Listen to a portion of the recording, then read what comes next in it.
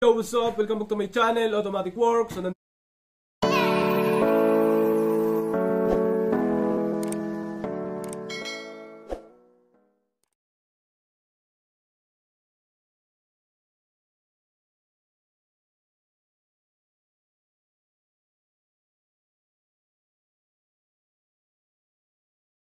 yung malayuan, okay naman.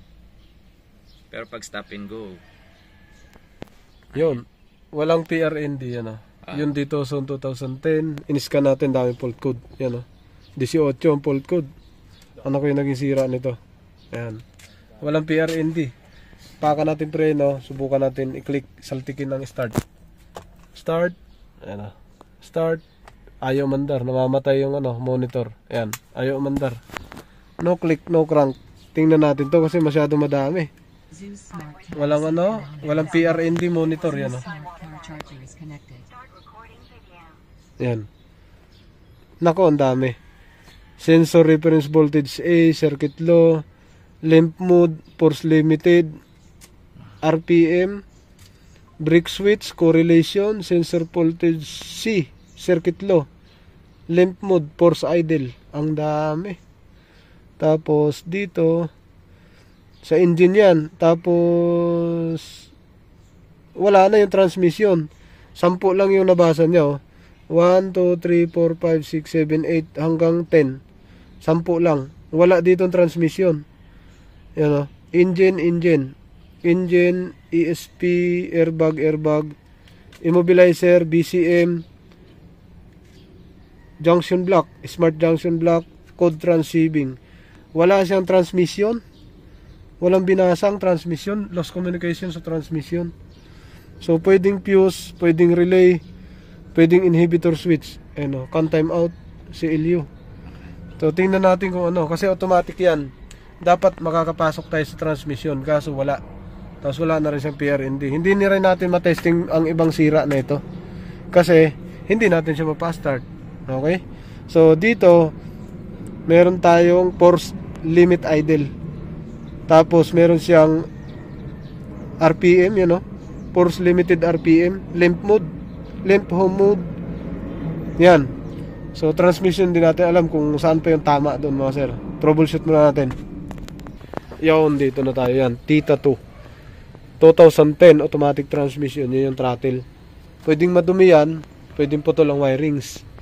Sa transmission, pwedeng sa fuse, pwedeng sa relay. Fuse nya tsaka relay. Tingnan natin lahat to. Okay, mga sir, after natin mag troubleshoot, scan ulit tayo, mga sir. Yan. So sa scanning natin, kakauna scan pa lang, andyan na yung engine. Yan, dalawa. Tapos yung automatic transaxle, ayan lumabas na siya. Saan yun? Nawala. Ayan, yan, number 5, meron na siya. Tapos 10 lang nabasa na ito kanina. Ngayon tingnan natin, dapat madagdagan yun. Yan, may letter P na siya, mga sir. Okay, so paandarin na lang natin. Subukan natin mamaya kung aandar siya. Alright. Automatic transmission na Tucson 2010. Yun, patapos na siyang mag-scan. So sinubukan lang natin kung magawa. Ayan. BCM. Yun na. 10 lang kanina, nadagdagan na isa. Yan 11 na. So may fault code sa BCM. Ano kaya yan? Tapos sa automatic transmission, yan nabasa na natin. Tapos engine, wala siyang mga fault code. Pero paandarin natin to. Tingnan natin sa BCM kung ano to. Hindi siya nabubura. Nagputol to ng wire. Nagputol ng wirings to. Yan, nagdagdag ng linya. yan, ibig sabihin Okay. So, start natin. Tutok tayo dito. So, kanina, madaling identify kasi no click, no start naman to No click, no start. Pag pinapaandar natin, ayaw. Ngayon, may letter P na siya. Off natin ulit. On. Ayun, may letter P. Hindi na wala. Start tayo. So, wala naman yata mahuhulog dun sa harapan. Lipat nga muna natin. Huwag muna nating kasi matigas daw to, sabi ni sir. Pag nilipat, hindi na ililipat. Tinutosok dito, sir, no? Pagka nililipat. Okay, subukan natin. Ayan meron naman. Neutral, drive. 1, 2 1. Tagal. Yan, drive, neutral, reverse. Park. So, nailipat agad. Start natin. Start. Wala naman yata mahuhulog doon, sir. Ano? Sinabit ko na lahat. Alright, start natin. Maluwag ng battery namin. Start. Iyon. Mandar. One click. Yan na, mandar na. Rev natin. May revolution din siya. Okay. Malamig pa, wala pang thermos, wala pang ano, reading ng temperature. Oh, Reverse natin. Reverse. Bug. Walang alog. Neutral. Drive. Walang alog. 1, 2, 1. Medyo matigas to pero dito lang to sa cambio, sa ilalim. 1, drive. Neutral, smooth. Reverse, smooth. Hindi daw to na ano, na mahirap daw. Kaya minamanual nila. Park. Park. Reverse. May ipit to. Dito to eh. Ha? Sa loob. Sa loob. Pero yung dapat hindi to nitusok-tusok to. Kung gagana to, yan oh. Naka-push pa kasi nga eh. Tapakan mo. Hindi, okay lang yan, sir. Okay lang. Oo, to. Yan, may pitik naman siya oh.